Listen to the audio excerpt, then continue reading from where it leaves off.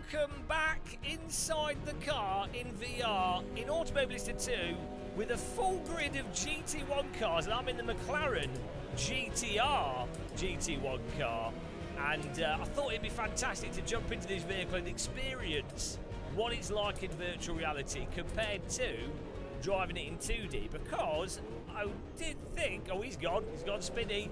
I did think this was one of the nicer cars to drive in 2D, one of my favourite AMS2 cars, but in 2D it definitely, and in previous builds, it definitely was quite a drifty car, and I'm hoping that VR makes it feel a little bit tighter, though we are powering through the throttle, and as soon as you get on the throttle in this car, the rear wants to rocket around.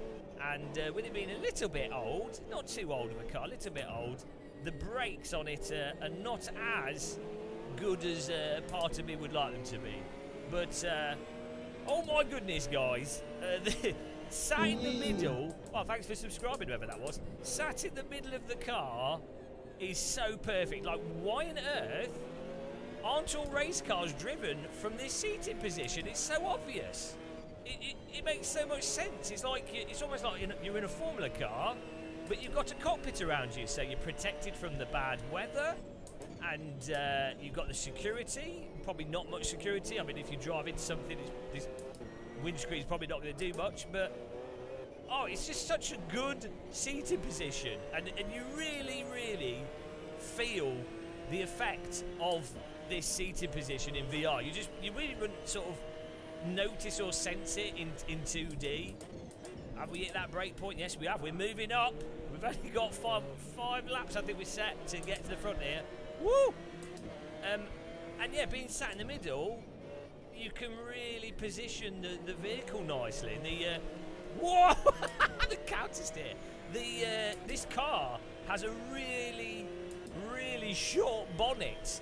You don't feel like there's much crumple zone. I think my ankles might be the crumple zone with this, so let's try not to crash into anything too hard. Oh, they've AI struggling with T1 there. Oh, fair enough, but they caught it back out.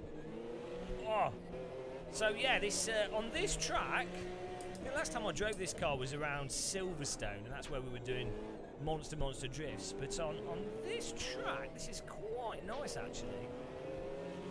Oh, I think I'm using the default setup here. Obviously you can tweak the setups. I don't know if this is a particularly competitive setup. It does feel like this setup's a little bit slightly on the understeering side, but then the throttle is so effective in AMS2 at pushing the back out, it doesn't matter so much when you've got the an initial amount of understeer. I can hear the car to the right of me, but I can't see him. Is he there? Oh, mirror? No. If he's there, he's in my blind spot. As good as VR is, it doesn't mean that you're immune from blind spots. Oh! Yeah, I think what we'd want is a little bit more downforce in this, but this handles really nice and easy. Let's try and send up the inside here. AI a bit slow through that, and then up the other inside through the other corner. I am having to do that sort of AMS2 thing of riding the brake a bit to sort of get the car to nose in more. With the setting of this car as it is right now, it doesn't want to sort of nose in or follow through the corner off the throttle as much as I sort of want to. Look at the size of those bloody sausages. But I think this car actually, the sound of it's quite nice. You can hear the transmission whine really nice and clear, and the engine note of this doesn't sound blown out. There's a lot of cars in AMS2 and a lot of sims in general where the engine note is so like overblown and compressed that it actually hurts your ears and doesn't sound natural. But this car actually sounds pretty natural and not too bad to listen to. Also sounds like the engine's behind you through the audio. Not sure if that was intentional, but it's quite nice. Oh, come on, coax it through. I think we want to try and like delicately drive this, but you know, sometimes after a race you want to cook your tyres. You want to use your cooked tyres to cook your English breakfast. So sliding it around can be good. Yeah, I think you want to get this into that initial slide, and then not quite found the point, but then give it a bit of throttle and power it through a bit. I could probably do with moving the brake bars a bit further back. I'm struggling to get the back in on braking. You really have to drive AMS2 sort of back to front to how you drive iRacing, which is what I've been playing a lot of. I know it was breaks your brain when you go from sim to sim, and now you have to approach each sim. But I think this car has quite a bit of downforce on it actually. When you're going through the high-speed corners, you do feel like it's got a really nice bit of bite to it. Whoa! I'm trying to outbrake him, come on. Oh, he's got confidence, he trusts me more than I trust myself. I just noticed the LCD screen on this car. How good is that? Love proper LCD screens on race cars. Not too modern, you know, nice and simple. Sort of black and white display. We've got big LED lights to know when to shift. What more could you want? That's perfect. Like the what's that car in Assetto Corsa? The Nissan Primera. And it just has that little LED lights on the dash. That's all you need. Just get red to shift gear done. It's right in your vision. You don't even have to look at it. It's just there. And it means you can concentrate on the driving. Woo! So yeah, at low speed I'm noticing that this car gets super rotated at low speed.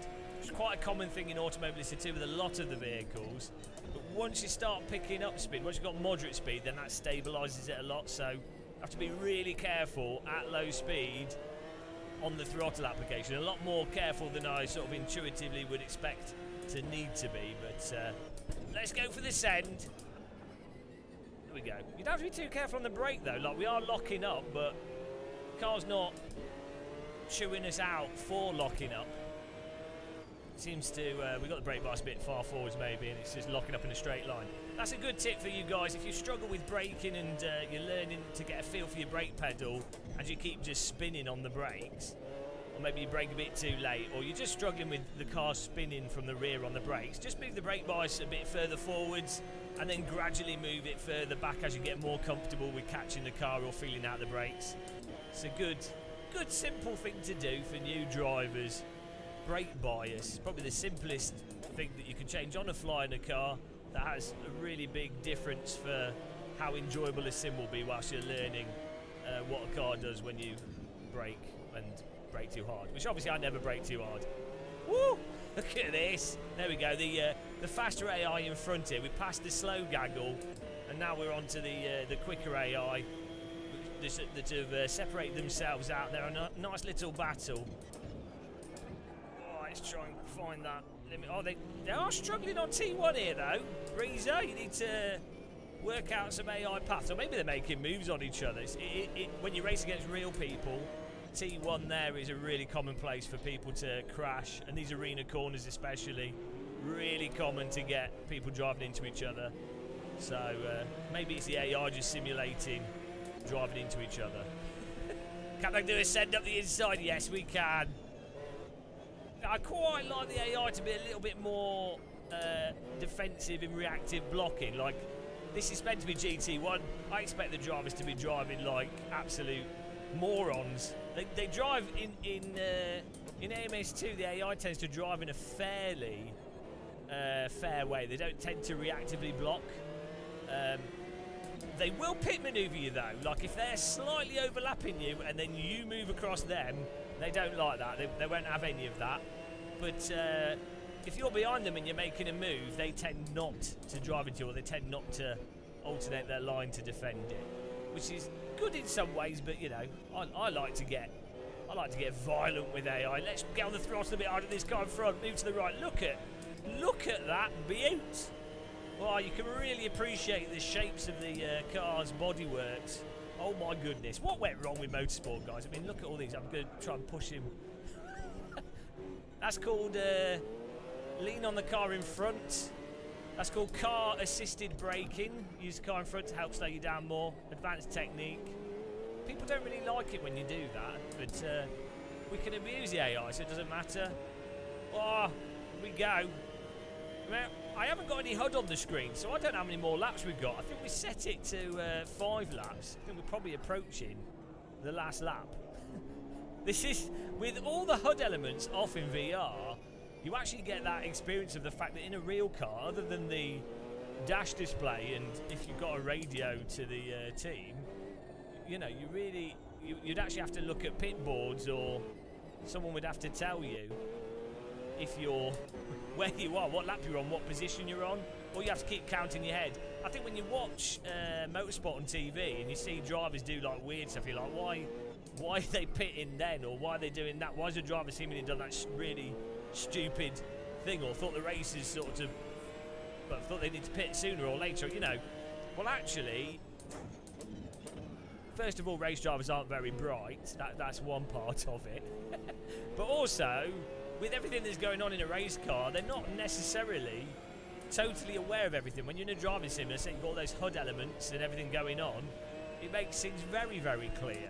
I think a lot of real drivers would love to have all those elements, telling them exactly where they are, what the tyres are doing, how much fuel they've got.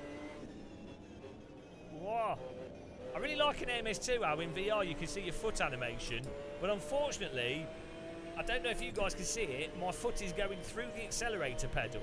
This is going to require some surgery to fix, because the pedals don't move, but my feet do. It's quite nice how he moves, when I come off the brake, he moves his foot onto the rest. And then moves his foot onto the brake. There we go, when I brake, moves his foot onto the brake. Oh, we've got someone that's spun. Noob. Whoa! Look at that. But this car, I think it handles really quite nice. Very drivable. The experience of being in the cockpit of this car though is, I think, really the defining thing, especially in VR. I think I'm tempted to move my seat back a little bit further, because the view I've got right now, though my camera's in a realistic place from where my hands are on my physical steering wheel, I have to move my head a bit to look at the mirrors, because the field of view of the headset is just under the mirrors. I have to look like this to be able to see the mirror. Now, nicely with the Quest 3, the edge of the screen's all sharp, so I can just look and glance. But it'd be really nice, I think, in real life, your real field of view, looking straight ahead, you would actually just be able to see by glancing with your head straight ahead in the mirrors. But, you know, can't have everything, can we? I think the Quest 3, from what I understand, is pretty much at the max of what's possible in terms of field of view with these types of lenses and edge-to-edge clarity and minimising chromatic aberration. But, whoop, nearly drove into him. But there you go, guys. That's the McLaren GTR with GT1 cars. I think we're in 1, 2, 3. I think we're in 4th place. Let's do this. We got to 4th place. You can challenge us if you want. It was a 6-lap race, 90 AI difficulty, maximum track grip, Nürburgring GP. But that was really, really fun.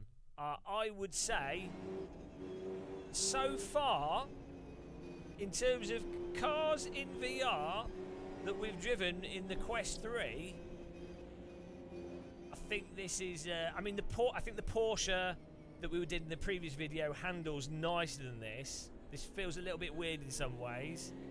I do like this class of car though, but I think the Porsche seemed more natural and a little bit more dynamic, a bit more interesting.